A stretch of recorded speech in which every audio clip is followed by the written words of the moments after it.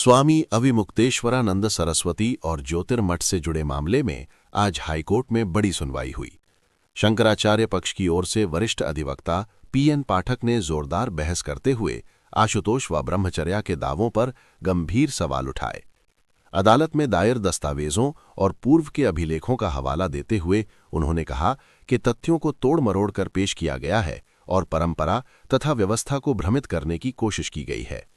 PN पाठक ने अदालत के समक्ष स्पष्ट किया कि ज्योतिर्मठ की परंपरा, नियुक्ति प्रक्रिया और धार्मिक मर्यादाओं का पालन सर्वोपरि है।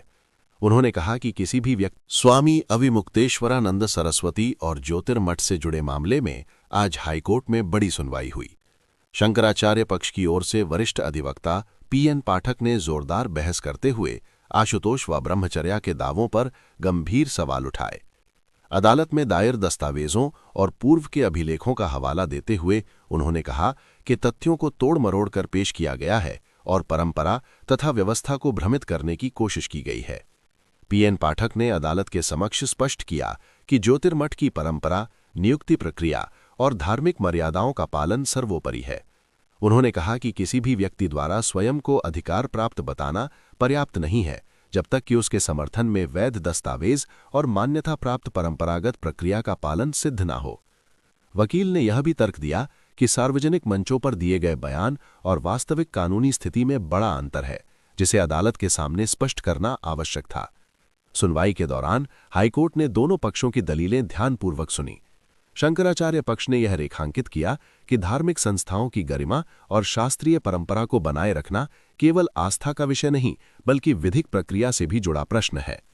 अधिवक्ता पाठक ने कहा कि किसी भी प्रकार की भ्रामक जानकारी से श्रद्धालुओं में भ्रम फैलता है, जिससे व्यवस्था प्रभावित होती है। उन्होंने अदालत को यह भी बताया कि पूर्व में दिए गए कुछ बयानों और प्रस्तुत दावों में विरोधाभास है।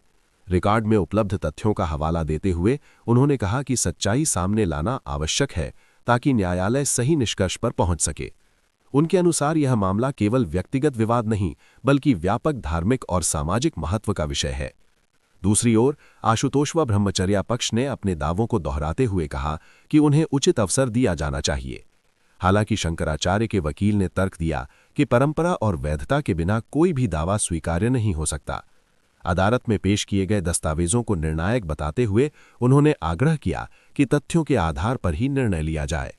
सुनवाई के बाद अदालत ने अगली तारीख निर्धारित करते हुए कहा कि सभी प्रस्तुत साक्ष्यों का गहन अध्ययन किया जाएगा।